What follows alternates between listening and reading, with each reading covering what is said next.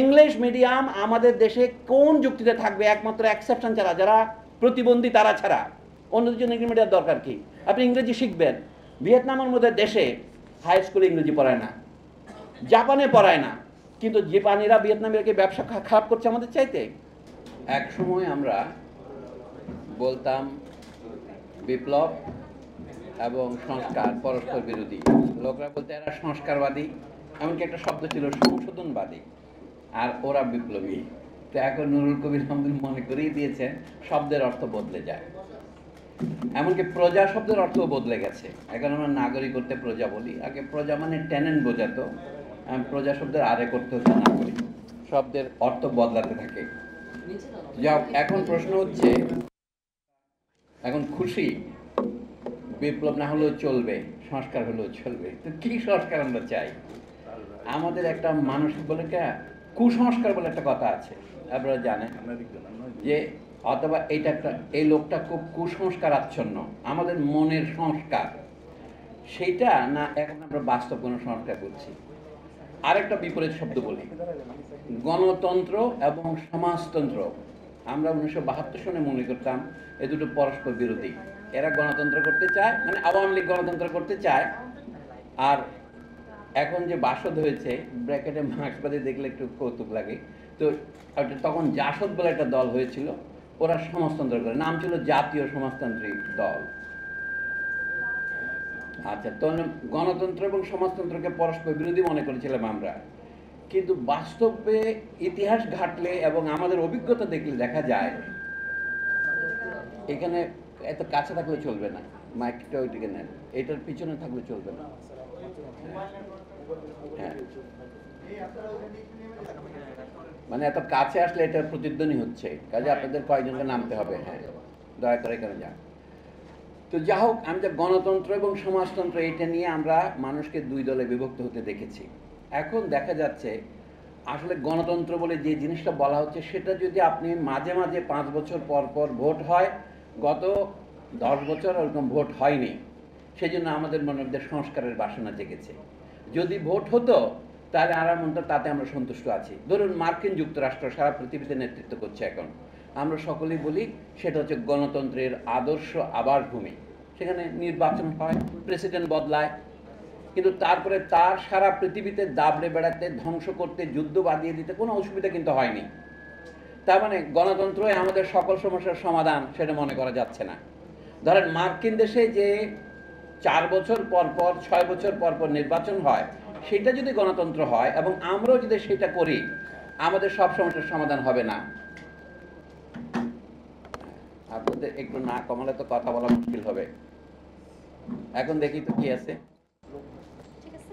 ধন্যবাদ। হ্যাঁ, যাও, যেহেতু আমি অধ্যাপক পেশায়, আমি বক্তৃতা ছোট করতে বাধ্য। আপনাদের এই উৎপাতের জন্য আমি দুঃখিত। যারা দাঁড়িয়ে আছেন তাদের জন্য আমার মনে কষ্ট হচ্ছে। আমি মঞ্জুর আল মতিনকে দাঁড়িয়ে থাকতে দেখছি, এত বেশি মাইক হলে তার কথা বলা যাবে না। তো যা হোক, মার্কিন দেশের গণতন্ত্র আমাদের দেশেও এক ধরনের গণতন্ত্র 72 সন থেকে আমরা চালু করেছিলাম, এবং তার কি হয়েছে আপনারা জানেন। আওয়ামী লীগ সরকার 3 বছরের মধ্যেই একদলীয় সরকার করেছিল, এগুলি সকলের জানা কথা। তো এখন সর্বশেষ যে দাঁড়িয়েছে, এখন আমাদের কি গণতন্ত্র হবে? যদি ভোটাধিকারের বাইরে গণতন্ত্রকে আপনি নিতে চান, নুরুল কবির যেটা মনে করে দিলেন, সংবিধানের যে একটা দ্বিতীয় ভাগ আছে আমাদের, বলা হচ্ছে রাষ্ট্র পরিচালনার মূলনীতি, সেখানে সমাজতন্ত্রের কথাটা ঢুকিয়ে দেওয়া হয়েছে। কিন্তু সেটা তো বাহুল্য মাত্র। যদি আপনি সত্যি সত্যি গণতন্ত্র করেন, তাহলে মানুষের গণতন্ত্র বলতে তার অধিকারের কথা আসবে। অধিকার কি শুধু ভোটের অধিকার? ভোটের অধিকার বটে, ভোটের অধিকার কিসের জন্যে? ভোট দিয়ে আপনি রাষ্ট্র কারা পরিচালনা করবে তাদের নির্বাচিত করবেন, কিন্তু তাদেরকে পুরোপুরি বিশ্বাস করা যায় না সারা জীবনের জন্য। তাই আমরা সময় নির্ধারণ করে দিয়েছি 5 বছর, কিন্তু তারপরেও তাদের বিশ্বাস করা যায় না বলে আমরা আরেকটা বিধান রেখেছি, আমাদের এমন কিছু অধিকার থাকবে যেগুলো তারা এই 5 বছরের মধ্যেও কখনো কেড়ে নিতে পারবে না। এটা সংবিধানে অঙ্গীকার করার 1 বছর না যেতেই আওয়ামী লীগ সরকার টাইম করেছিল, আপনার জন্য স্পেশাল পাওয়ার্স অ্যাক্ট, যে কোনো লোককে বিচার না করেই সন্দেহের বশে প্রথমবার 120 দিন 4 মাস গ্রেপ্তার করে বন্দি রাখা যাবে, বিনা বিচারে, বিনা পরোয়ানায়। আবার বাড়ানো যাবে 120, আবার বাড়ানো যাবে 120, এইভাবে প্রায় অনন্তকাল তাকে বন্দি রাখা যাবে। সেই রকম আইন অনেক হয়েছে, আমি ফিরিস্তি দীর্ঘ করছি না। তাহলে একই সাথে দুটো থাকে কিভাবে?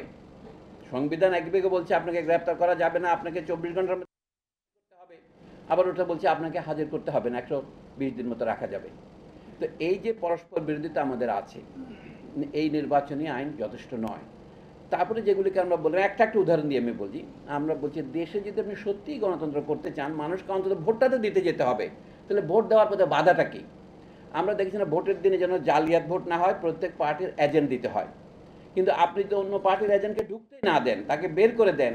2018 সালের নির্বাচনে এরকম হয়েছিল, মানুষ বুঝেন, একদলীয় নির্বাচনের মতোই, যেহেতু আর কোনো মারামারি নাই, একদল শুধু ভোট দিচ্ছে, অন্যের এজেন্টকে যেতেই দিচ্ছে না। তো এইটার একটা চূড়ান্ত প্রহসন 2024 পর্যন্ত আমরা দেখেছি, 14, 18, 24। তাতে মানুষের সহ্যের সীমা একটা নির্দিষ্ট সীমায় পৌঁছে। 1974 সালে ইথিওপিয়াতে একটা পরিবর্তন হয়েছিল, হাইলে সেলাসি 1000 বছরের রাজতন্ত্রকে সেখানকার সেনাবাহিনী উৎখাত করে, এবং সেটা জনপ্রিয় হয়, সেই দশক দুর্ভিক্ষে হয়। 1978-79 সনে ইরানের শাহকেও উৎখাত করা হয়। একইভাবে হয়তো এক ছোট দেশের কথা আমাদের মনে থাকে না, উগান্ডার ইদি আমিন এবং উৎখাত হয়। আমাদের দেশের সরকার উৎখাত এবার যেটা হয়েছে ঠিক একই জিনিস, একই পদ্ধতি। যারা চূড়ান্ত জানতে পারে না কোন পদ দিয়ে তার অপশাসনের অবসান হবে। এটা মনে হয় একটা ক্ষুদ্র একটা কথা থেকে ছাত্রদেরকে রাজাকার বলে গাল দিল, মনে হয় ওইটার জন্য হলো। বহু ঘটনা তার পেছনে আছে। যে ঘটনা তার পেছনে আছে সেটা হচ্ছে মানুষ ভোট দেবার জন্য শুধু আন্দোলন করে নাই, আরও নানা রকমের মানুষের মনের আঘাত একসাথে বিস্ফোরিত হয়েছে। কিন্তু এটা কখন বিস্ফোরিত হবে এটা কেউ জানে না। সব বিপ্লবের লক্ষণ হচ্ছে বিপ্লব কোনভাবে হবে, টেলিভিশনে ক্যামেরার সামনে হবে কিনা এটা বলা যায় না। এই জন্য এবার যেটা হয়েছে, এটার লক্ষণগুলো বিপ্লব আক্রান্ত, কিন্তু আমরা বলছি এটা গণ অভ্যুত্থানটা বিপ্লব হয়নি। এটা বিপ্লব হবে কিনা সেটা নির্ভর করছে এই ধরনের মিটিংয়ের উপর। আমরা যদি চাই, আমরা কি চাই? আমরা যদি ভোটাধিকার চাইও, কিন্তু আমাদের সেই ভ্যাট থাকবেই, কারণ তাতে তো আপনি ভ্যাট পদের জন্য আপনার পার্টিকে ভোট দিচ্ছেন না। আমাদের দেশে যে পরোক্ষ কর বেশি, কর তো দুই প্রকারের হয়, জানেন যে যারা যত ধনী সে তত বেশি কর দেবে, এটাকে বলে প্রগতিশীল কর বা প্রোগ্রেসিভ কর। আর যে গরিব সেই বেশি দেবে, এটাকে বলে কি রিগ্রেসিভ বা এটা প্রতিক্রিয়াশীল কর। আমাদের বর্তমানে প্রতিক্রিয়াশীল কর ব্যবস্থায় চলছে, বড় লোকেরা কম ট্যাক্স দেয়, গরিবেরাই ট্যাক্স দেয়। আপনি যে একটা ম্যাচ বক্স কেনেন তাতেও আপনি ট্যাক্স দিচ্ছেন, কাজে ট্যাক্স সবাই দিচ্ছে, যদি বা আপনি ট্যাক্স রিটার্ন করছেন না। মার্কিন দেশে ট্রাম্পের মতো প্রেসিডেন্ট যে প্রতিশ্রুতি দেয় সেটা হচ্ছে আমি ব্যবসায়ীদের উপর কর কমাবো, কর রেয়াত দেবো, এটাই হচ্ছে তাদের একটা বড় দাবি। আমাদের দেশে মাঝে মাঝে ট্যাক্স হলিডের কথা আসে, বিদেশি কোম্পানিকে বিনা ট্যাক্সে আপনি 5 বছর 10 বছর ব্যবসা করতে দেবেন। এই কাহিনীগুলো আমরা জানি, কিন্তু বর্তমানে সংস্কারের আলোচনার মধ্যে সেটা নেই।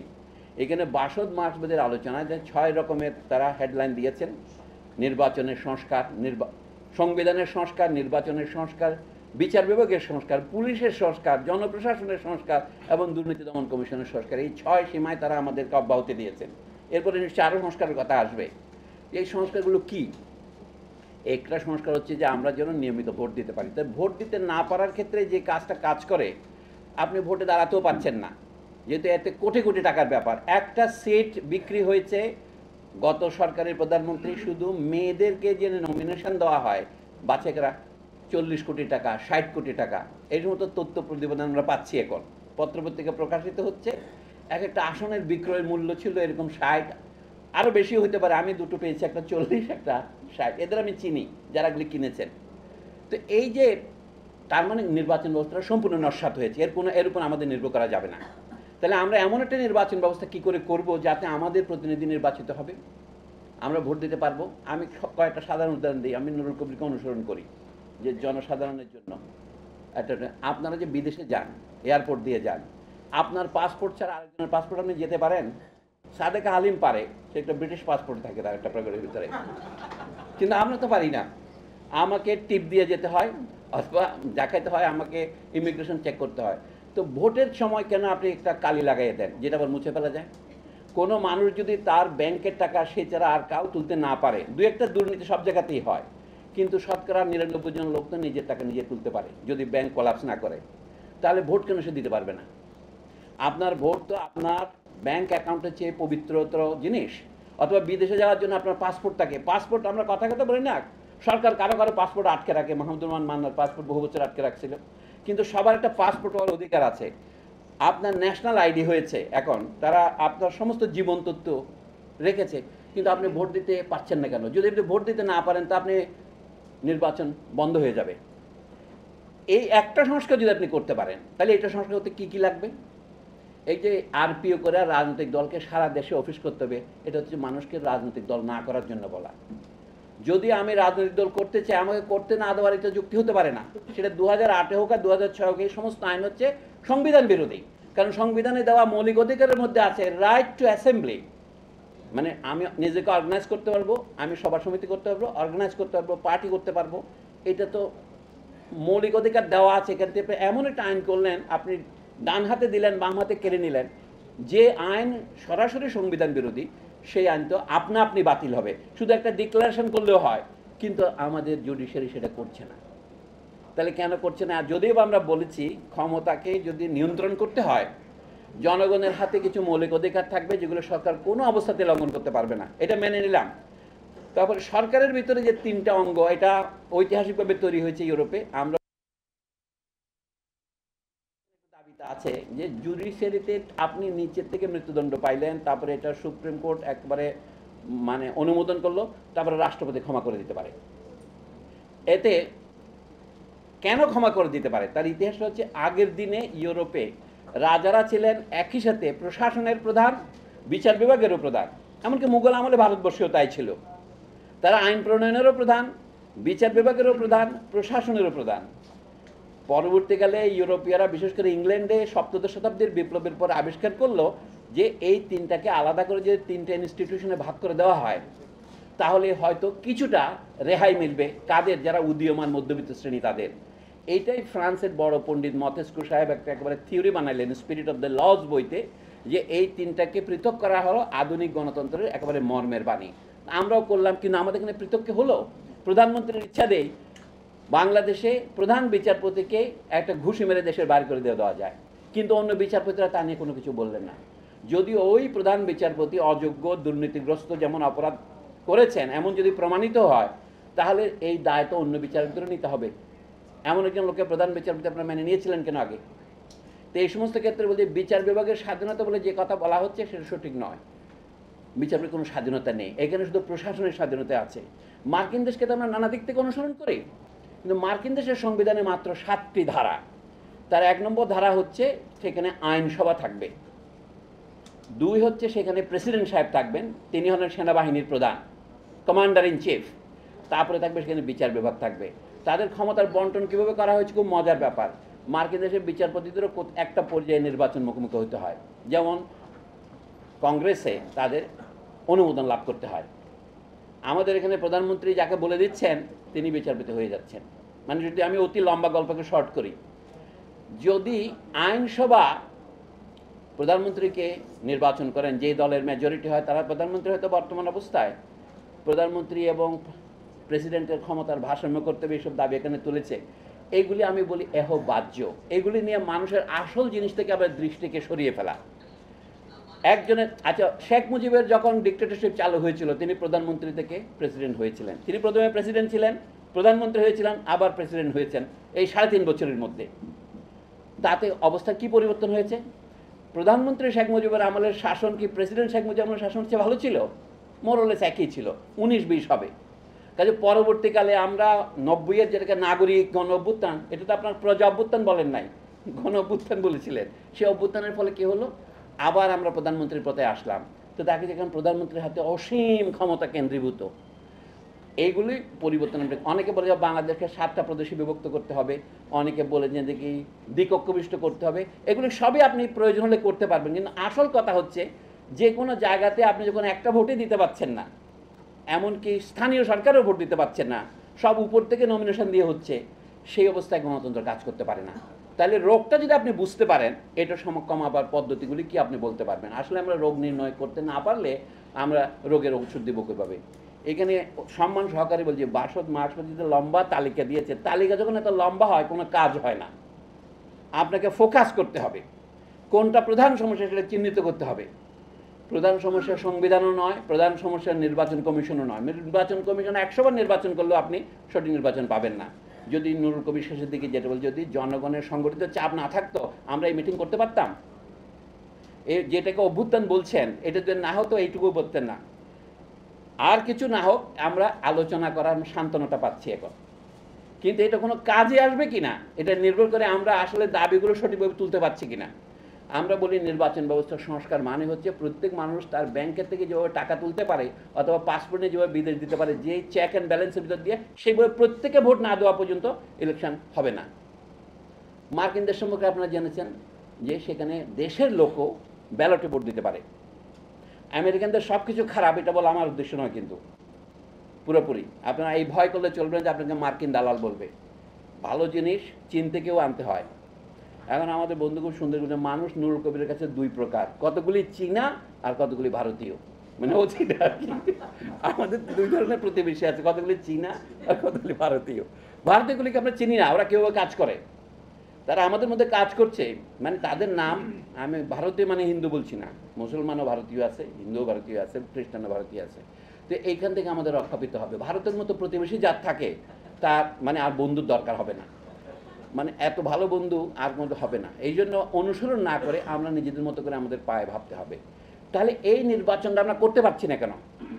আপনি নির্বাচন, পাসপোর্টে জালিয়াতি হয়, ব্যাংকে টাকা জালিয়াতি হয়, জানি বিদেশে টাকা পাচার হয়ে যায়, এটা ঠিক আছে। আমরা $200 পাঠাতে পারি না আত্মীয় স্বজনকে, কারণ নানা রকম চেকের মধ্যে তো ফাইল খুলতে হয় স্টুডেন্ট করার জন্য, কিন্তু এত কোটি কোটি টাকা করার নেই কীভাবে? নিশ্চয়ই কোনো একটা পদ্ধতি আছে।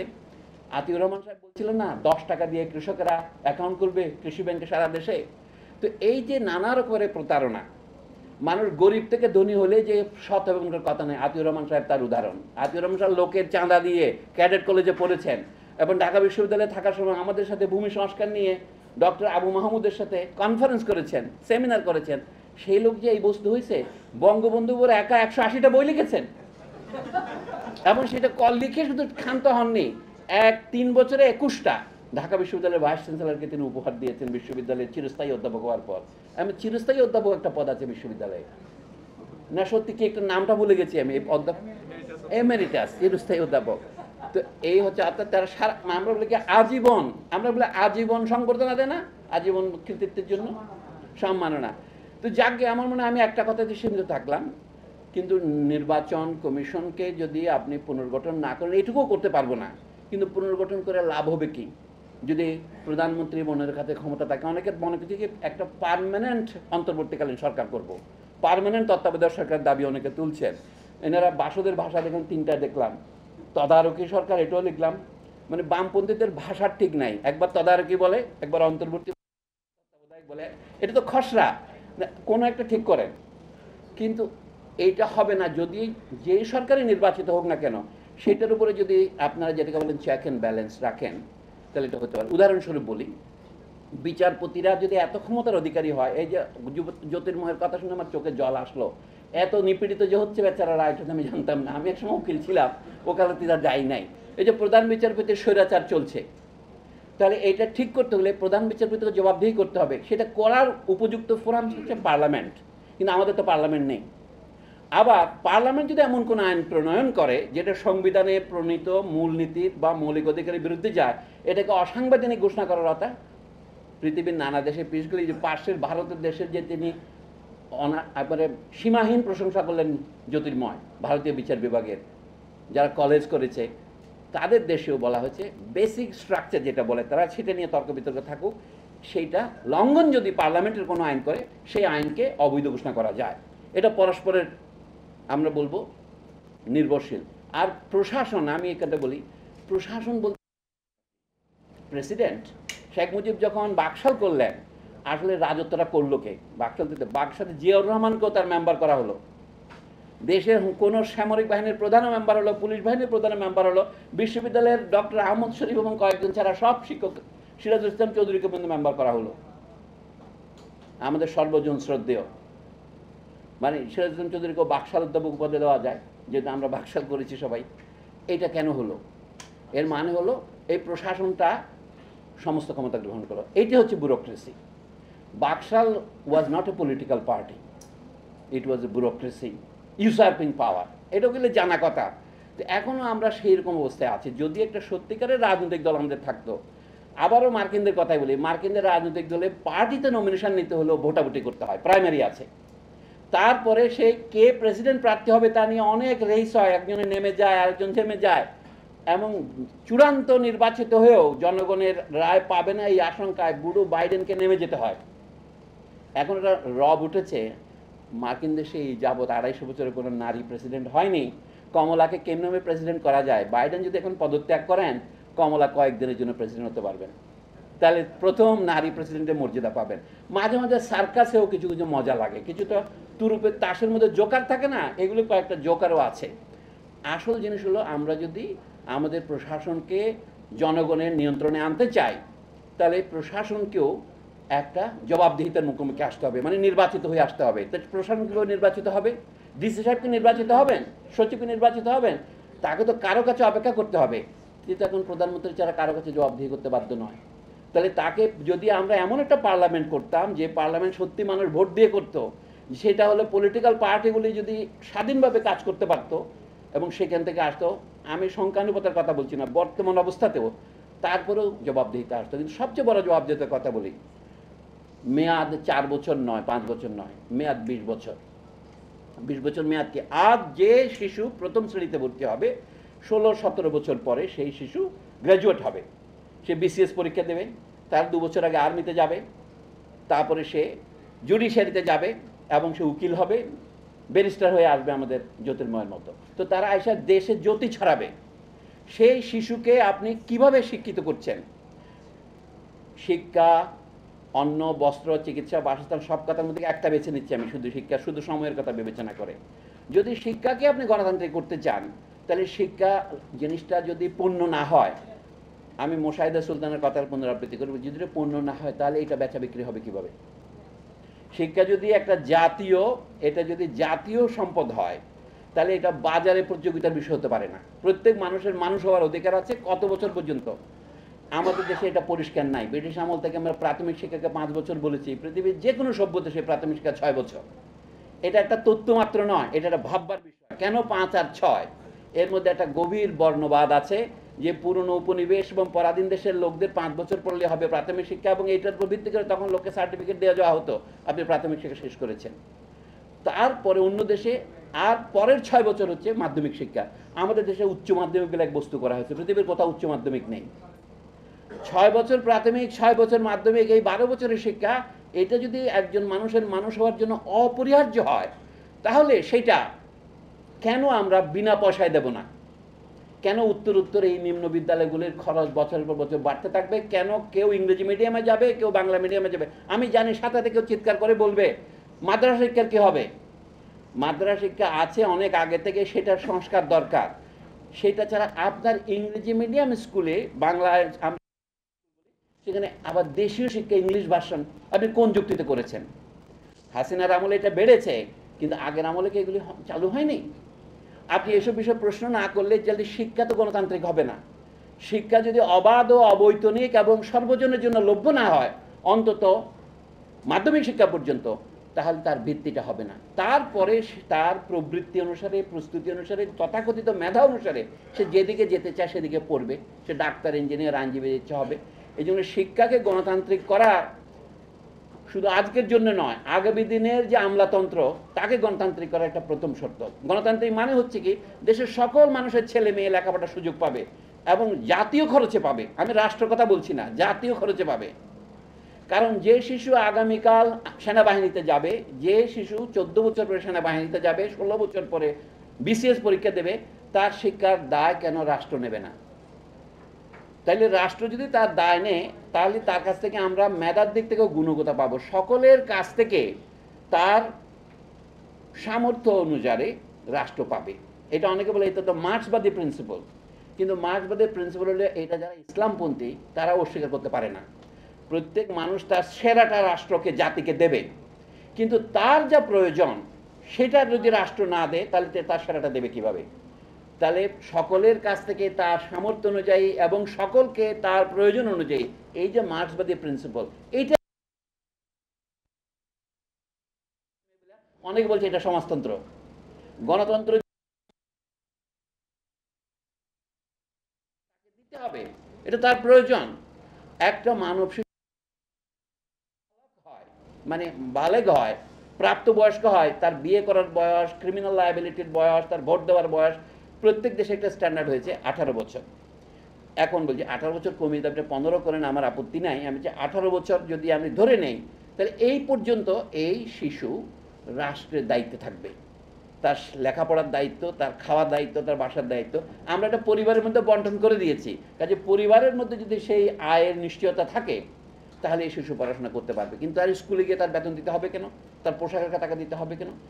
এখন পৃথিবীর অন্য দেশ থেকে উদাহরণ দেন। শেষ কথায় আসি, আমরা শুধু তাই করি নাই, আমরা তাকে বঞ্চিতই করি নাই, আমরা শিক্ষার মধ্যে ক্রমাগত বৈষম্য বাড়িয়ে চলেছি। অনেকগুলো, প্রায় 7টা শিক্ষা কমিশন হয়েছে বাংলাদেশ হওয়ার পরে। অনেকগুলো রিপোর্ট লোক আপনারা পড়েনও নাই। সবগুলো ঘুরে ফিরে একই চর্বিতে চর্বণ করেছে। আমরা অনেকটা লাভ দিয়ে বলি কুদরতে কুদা শিক্ষা কমিশন খুব ভালো ছিল, কর্মমুখী শিক্ষা চাই। কর্মমুখী শিক্ষার জন্য বাসদ মার্কপাতি লাগবে কেন? আমার এটা তো ওয়ার্ল্ড ব্যাংকে বলতেছে। মানে হচ্ছে কর্মমুখী শিক্ষা কি? কখন থেকে আমি শিক্ষায় যাব?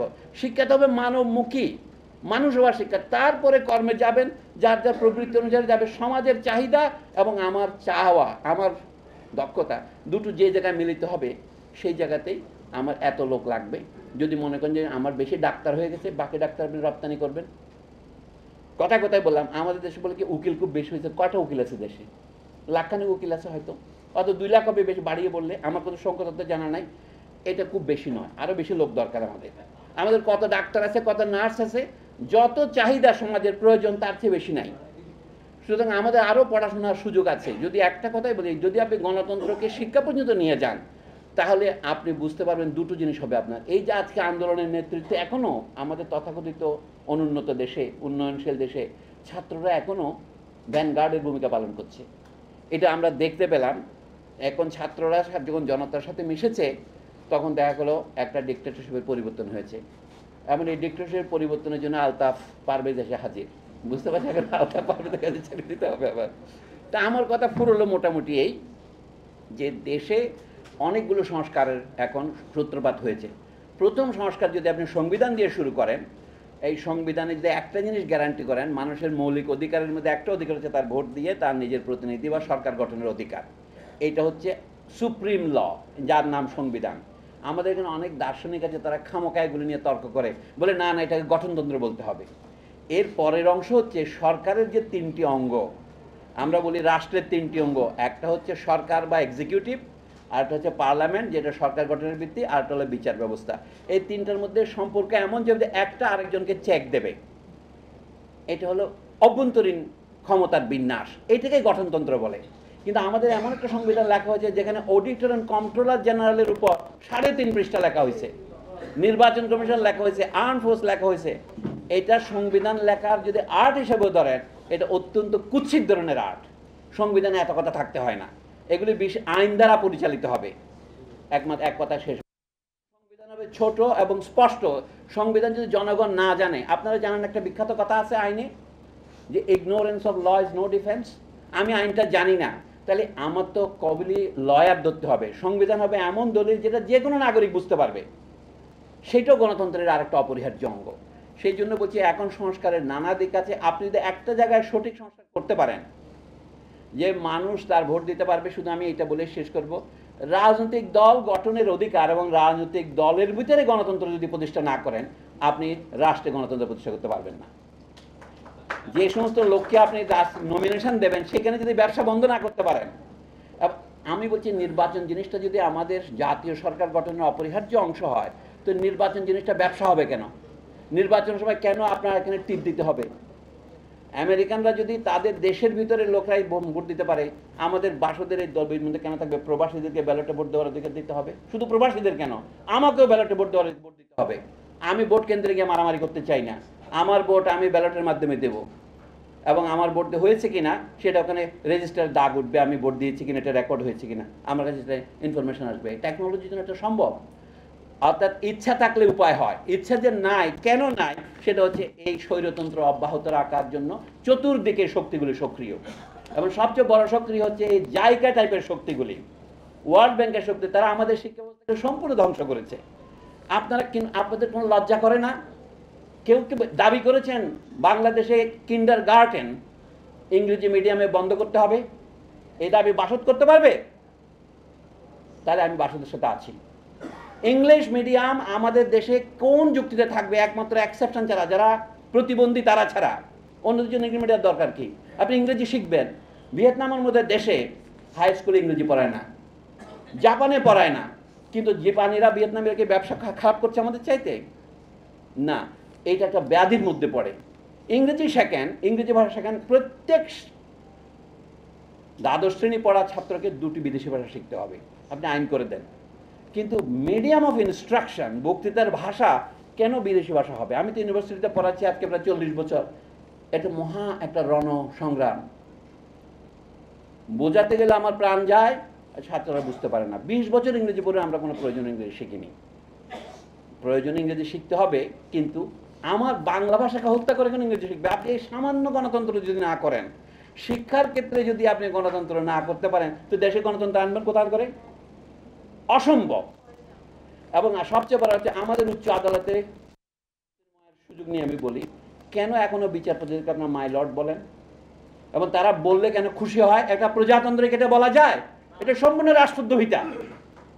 বিচারপতিদের মাই লর্ড বলা সম্পূর্ণ প্রজাতন্ত্র দ্রোহিতা। এটা হতে পারে না। আশ্চর্য। তাহলে মার্কিন দেশের বিচারপতিদের কি বলে? Mister chief justice, mister justice. আপনি বলেন বিচারপতি সাহেব, বিচারক সাহেব। কিন্তু তা না বলে আপনি বলছেন আমরা ওকালতি করছি মামলা জেতার জন্য। আপনি তো বেঞ্চের কথা বললেন, আপনি এটা বন্ধ করেন। আমি মনে করি বিচারক নিয়োগের যে যোগ্যতা আছে আমাদের সংবিধানে যে ধারায় ক খ গ, গতে বলা হচ্ছে অন্য যে কোনো যোগ্যতা প্রয়োজন বলে রাষ্ট্র ঘোষণা করবে। সেটা কি?